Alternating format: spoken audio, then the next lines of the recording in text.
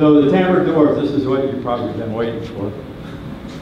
I'm going pretty slow, so I probably have a half hour to go. But this is how we cut the wood. You want to make sure, I'll speed it up a little bit. We cut the wood. You want to use quarter sawn wood to start off with, and no matter how well you treat that quarter sawn, it's going to move. It may even be rift sawn, and that's going to move even more. But if you cut it away from the fence so that it's free, it will have less tendency to be trapped and to cause it to cup or twist. So I'm cutting them free this way by using a free fingerboard on the side to hold it until it gets through the blade. And I just cut a whole bunch of strips like that. Here's the strips. I line them all up to make sure that they fit nice and tight together. Then I take them and I put them in a frame. In this frame, they're up against a block here. These two boards have a rabbet holding them flat. And now I have two wedges in here, and I drive those wedges together and it squeezes them together nice and tight. Once they're squeezed together nice and tight, I come in, I transferred my drawing onto the surface. I did this in pencil. And I found by practicing, and this is a practice piece over here that's on the table, I found on the practice piece that if I didn't have the bellflower in the right space, when I scratch stocked the shape onto the front of it, I was losing part of my decoration. So I had to make them a little off center on the little boards, so I wouldn't be taking the decoration out. And so here you can see the pencil mark right here. This is one edge of the board, this is the other edge of the board. So that pencil mark is slightly off center to one side, so that when I put the bead on there, I'm going to scratch right down the middle of that board and put a bead on each side. I don't want to take away most of my bellflower with that groove that runs down the center. So they're off center. This is the first step is to chop all of these shapes so you can put the petals in. Then after they dry, then you come back and you add a second petal. And then here I'm showing how I cut them out of the holly with the chisel. And I did all the single ones first, and I cut them out and set them in place. When I had them all set in place, then I went back and glued them in. And I just used white glue for this. It dries nice and fast. No need to deal with hide glue on something like this. This is a finished product of what you're looking at here before it has the beads put on it. And then I had to go and cut in between wherever the decoration crossed from one board to another. I had to cut it. So I used a razor blade for that. It worked real well. And you'll note that when I show you, the inlay is a 1/16 of an inch thick. And it's going into a piece of wood that is a 1/4 of an inch thick. So here's the scratch stock. This is the setup. I have it set up right here. I'm going to demonstrate this. This is the scratch stock that I'm using to do the beading right along here. And I'm taking one piece at a time, laying it down here, scratching a bead on one side, flipping it around, and scratch the bead on the other side. And this is the scratch stock that I was using. It's splitting that 3/8 of an inch pretty well, right down the middle. This is the thickness of the inlay into the board, as you can see. And that's another better picture of it to show the depth. The finished product, after I got them all shaped, took me about a day to do each door, shaping it. So it went pretty quick. And then I had to come back and put a coat of shellac back on them. It had shellac when I started, before I even started cutting it, but I wanted to put another coat on before I glued it to the canvas. So I had to be careful not to get any shellac on the back side. So I did each one individually. Then I took them, put them back in the frame, face down, and of course you have to pay attention to, where it's going to go. You want your picture to look the same. And because I did get a little bit of shellac on the back of it, after I tightened it all up, got it nice and tight with the wedges and everything, I sanded it a little bit to clean off what little bit of shellac was there. And then hit it with a roller and some white glue and stuck some canvas on there. Rolled out the canvas, and a couple hours later I was able to take it out. I want to spend just a brief minute on this piece right here. This is where the canvas attaches to this molding board that you use to pull it back and forth. That has to go in before you put the door in, because it won't go beyond this point. It's too wide. Only the door will go by that corner. So I had to have some way of attaching it to this particular piece of wood after I installed it. So I had to put a rabbet on the top and the bottom so it would run in the groove. So I put a removable board here for the rabbet, and then I knifed that edge to start off with, and then I came back with my little Stanley rabbet plane, and half a dozen strokes or more. I've got a nice little rabbet running along the edge here, and I did that top and bottom, as you can see here. This is pretty much ready to go into the cabinet, and it's installed in the back of the cabinet. There's a groove. Of course, this groove runs all the way around to the front, both top and bottom, and it's open from here to here and from there to there, so you can bend it. It doesn't bend too well backwards. It bends really well going around front, but it doesn't bend too well backwards. So this had to be fairly wide so you could feed it in from an angle and then push it around. And here's the door going around inside, and that's the back of the tambour right there. And that's where I'm going to put those little screws in to attach it to the molding board or the pull.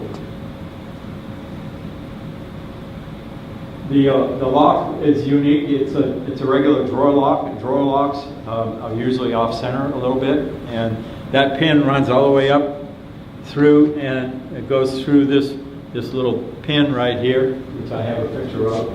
I had to modify the lock. I cut a little notch, soldered a piece of brass rod on it, and then it gets installed. This is where the key escutcheon goes. You see it's a little off center. The rod comes up this way through that center column in front of the center divider. And these are two brass screws, and I took them on an anvil and I flattened the head of the screw, shaped it a little bit round, drilled a hole in it, and that's how I made my pins for locking the doors. And these screws get put into these two boards that will be attached to the front of the tambour, the edge of the tambour, and that's what slides it back and forth. The throw on this lock is only 1/4 of an inch. It only goes up that much. So when those two come together, they've got to be pretty much touching for that pin to catch them. So a little bit of measurement there. The decorative columns basically hide all this stuff, and they're made of string inlay. I'm going to fly through these. This is the decorative columns down here at the bottom, and I'm finishing them, and I'm also finishing two pieces of molding that run down each side of the cabinet. They're glued on using glue blocks in the back, and you do this with high glue. You just cut a little triangular glue block and rub it in place, and it holds it. It grabs right away. That's the finished door. As you can see, it's on the piece. And just two words about glue up. When you glue up, you want to make sure that you're putting pressure all the way around those dovetails. So cut a little jig to put on there. And you can see the pins. The pins are pine sticking through because the bottom of that cabinet is made out of pine. And then make that little cutout, put it on there, and clamp it nice and tight, and you make sure you get your joints squeezed together real good.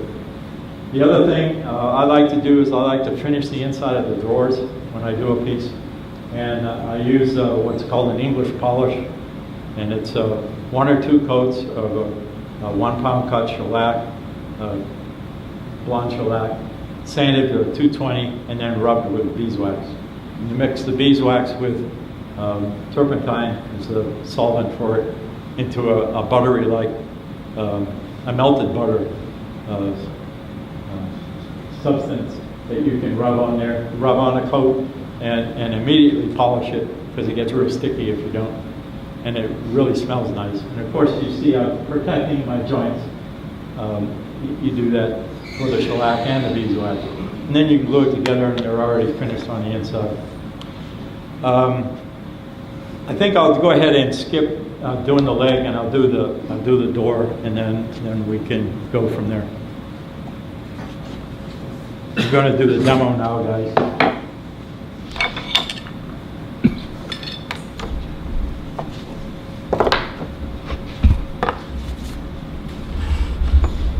Sorry I'm running over, but I got started a little late, so.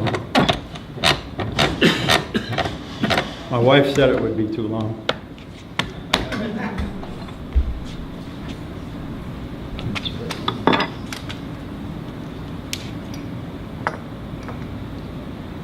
Okay, this is a 16th inch veneer that I have here, this is how you set up, we got on the camera, this is how you set up, I'll do it over here, if that's where you're aiming. This is how you set up your router plane.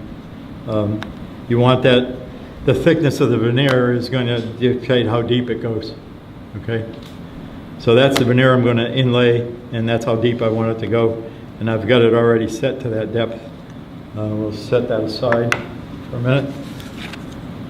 And I've already inlaid two of the pedals here. I'm going to do the third pedal, which will actually be the last one to go on, so it's going to be laying on the top. And I start at the same point and it's actually going to cut across the end of both of them. And if you use too much pressure on this, you can actually split the wood. So there's just so much pressure, and you just learn by experience. Now I want you to note that I have the chisel tilted because it has a bevel on it, and I want that bevel to go closer to straight than any other way.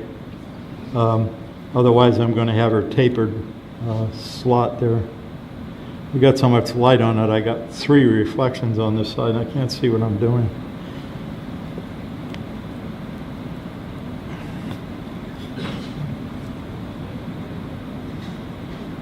Usually do this just once and it's enough, but okay, then taking the router plane,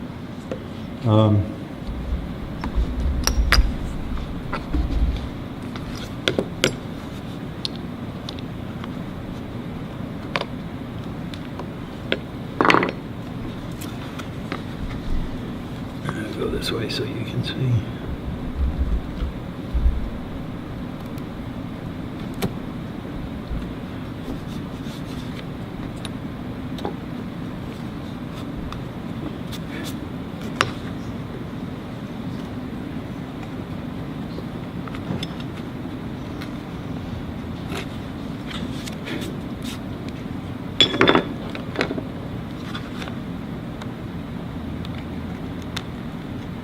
Can you see over my hand?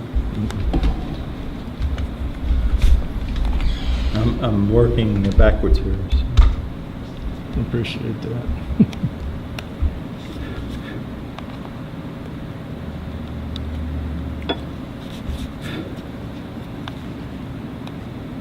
This particular leaf is almost too small for the rotor plane.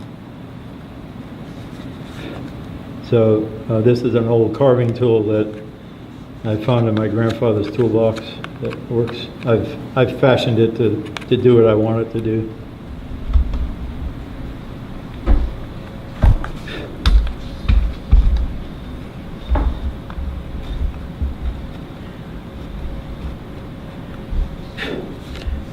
And I have a little chip out right there. Usually in these pictures you can see probably better than I can because it blows it up so much. but that'll go away when I shape it. When I use the scraper on it to shape it, the scratch stock.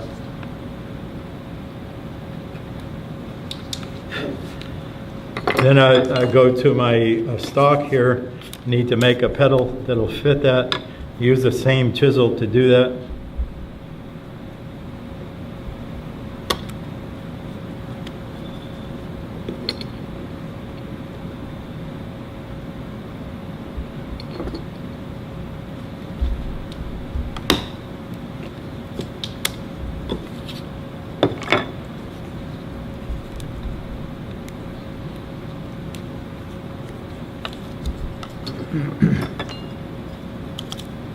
Sometimes it leaves a little tail if you don't match up your cut.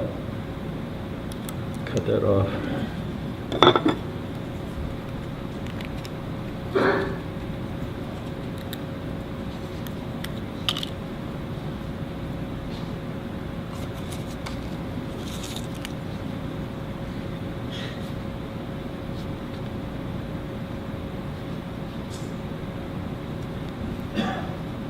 Should never force it.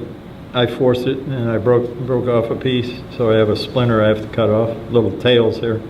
If I had taken my time, I'd done a better job. And let me see how well that fits in here.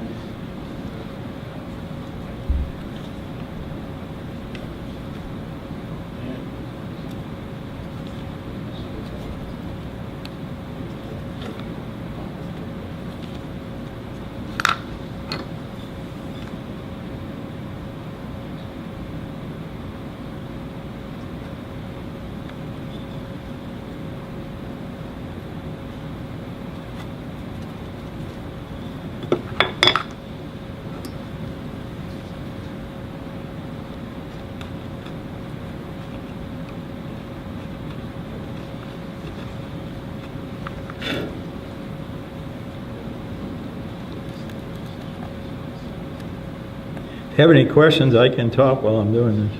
How do you have the patience to do that 50 billion times? That's amazing. How many of those did you have to make, Bob? I didn't count them.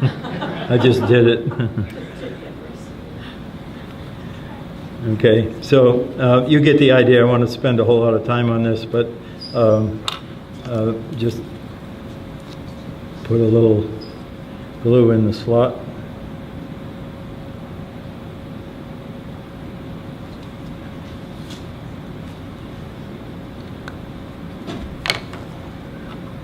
Seymours would probably have one man dedicated to doing like the bellflowers or whatever. Doing it for I have no idea how they worked, but I'm sure they had someone doing the inlay work.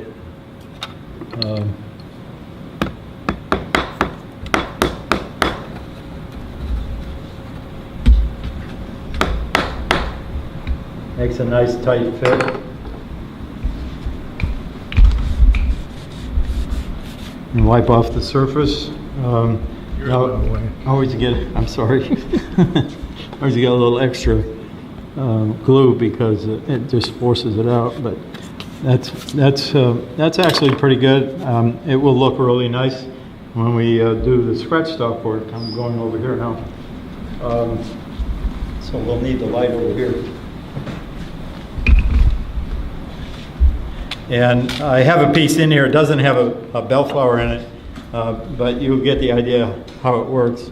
I do have some, but I'm not going to waste the time doing that. The scratch stock works very simple. It's just the way it sounds. You can scratch that decoration right in there.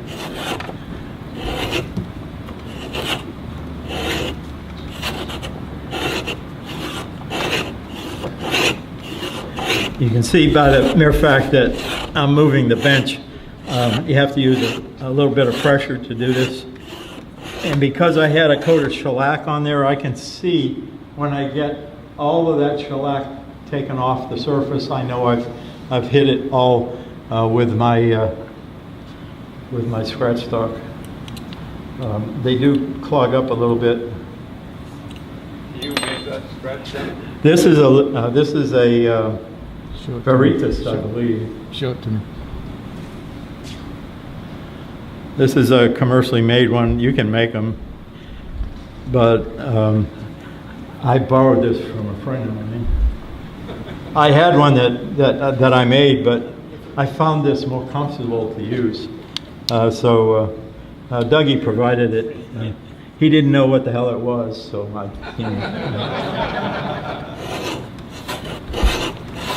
So I do that on one side, and for the sake of time and everything, I just pull that out.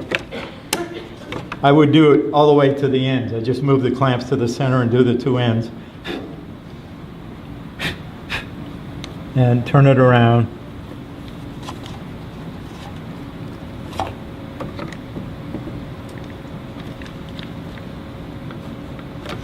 And then come back and scratch the other side.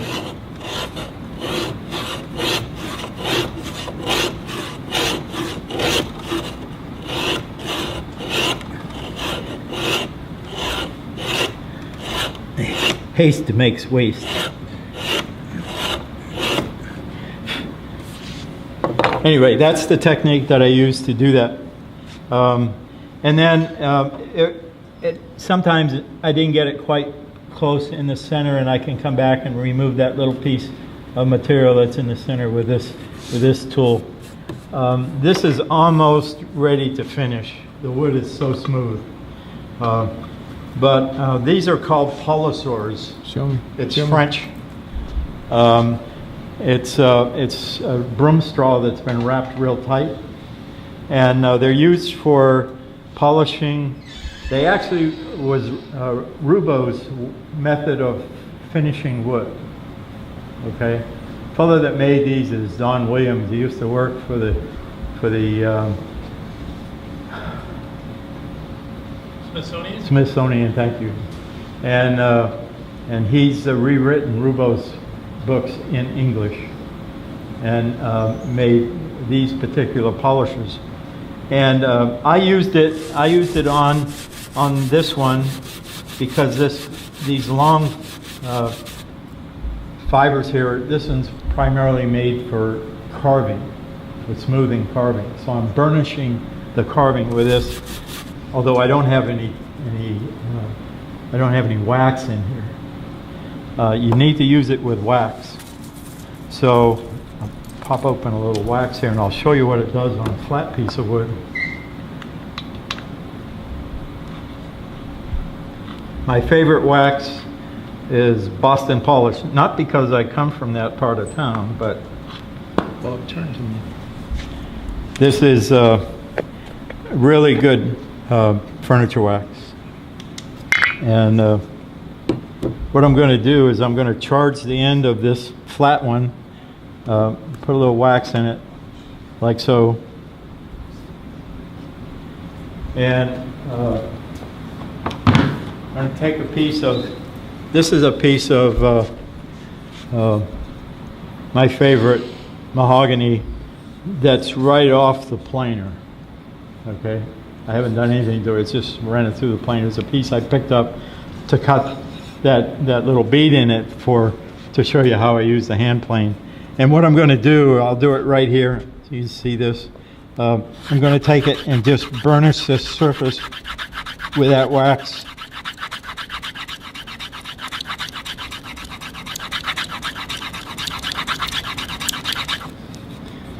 It's just like a baby's bottle. To me.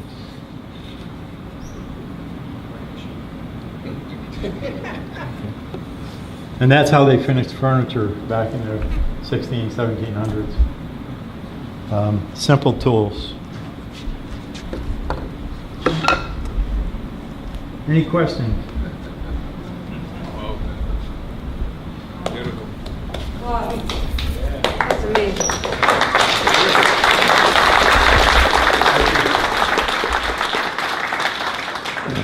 I'm here to answer questions if you want to come up and talk about something or whatever. I still have to load all this in my truck. Your green veneer, is that dyed?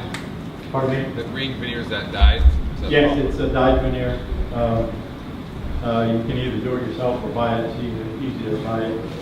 If I can get the string I want commercially, I'll buy it. If I can't, I'll go ahead and make it. Yes? You self-taught to do all of this, or did you learn from somebody else as a mentor type thing, or how did you go about being the proficient that you are to do this? Well, a lot of this is self-taught. I've been doing woodworking since '87 when I retired from the Navy after 30 years. And I did go to Palomar College, and I learned some basics up there. And I taught a little bit of finishing while I was there. And, but it was too far to drive from Chula Vista to Vista, and it cost too much money, and they were only paying me $26 an hour for a 2-hour class. So I couldn't even get my gas money out of my international travel all. It couldn't get more than 3 miles to the gallon. So I decided I would just start repairing furniture, and I repaired furniture for a long time, and then I got really interested in this. I watched Pat Edwards. I took a couple of little short classes with him long before he started his school. And then I joined the Society of American Period Furniture Makers, and we go back to the East Coast twice a year. We try to have meetings out here. In fact, we started a chapter here. We have the Southern California chapter, and we meet here in San Diego at the San Diego conference each year, and then at Cerritos College in April. And this year we hope to bring Al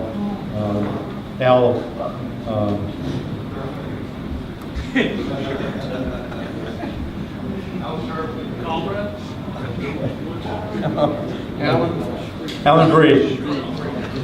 Alan has made all kinds of museum quality pieces of furniture, and he's a phenomenal carver.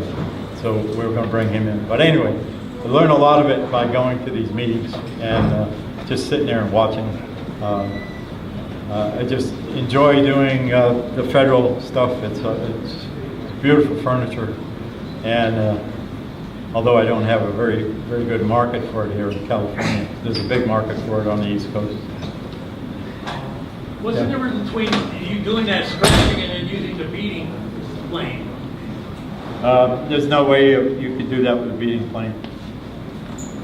That little piece of wood, no way to hold it to start off with.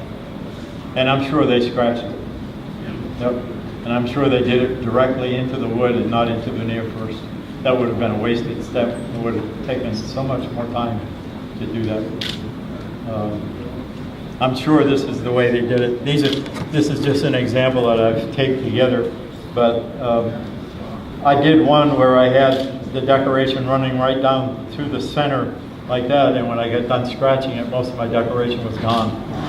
And just that one trial taught me it's got to be slightly off center so you don't waste it all. So this is what the stock looks like, and I put a coat of shellac on it first, which enabled me to do a lot of different things. This is the slice stuff taped together. This is the finished product from those doors. This is actually extra that was left over from the doors. Has the canvas, the thickness of the canvas on the back. What kind of glue did you use? White glue. Yeah. Could use high glue, but you know, I've repaired so much furniture that I know that 50 to 100 years, the high glue is going to loosen up and things are going to fall apart. So the part that I want to really stay together for a long time, I'll use the modern glue. But the part that needs to be repaired someday, I'll use the high glue because it's a lot easier to take the joints apart and re-glue them and put them back together. This is a joint I didn't want to come apart. However, the back is screwed on, so you can take the back off, you can take the screws out of that center post, and you can actually take the door out and repair it if you need to. So it's all made to come apart. I didn't talk about the paint, but that's Home Depot paint mixed to match the base that's on the writing surface. And they'll match any color you want. It's a water-based paint, works really well. Even a sample? Pardon me? It's even a sample? Yeah, I bought a little sample bottle and I had most of it left over because there's not very much painting. I didn't show you, but there's secret compartments in the drawers. I'll pull one of the drawers out so you can see that.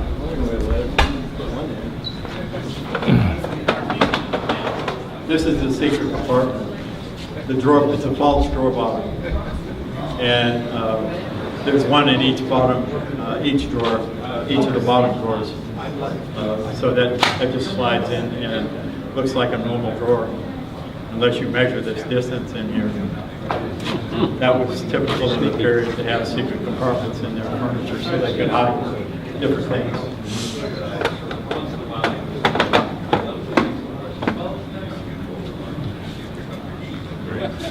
Thank you.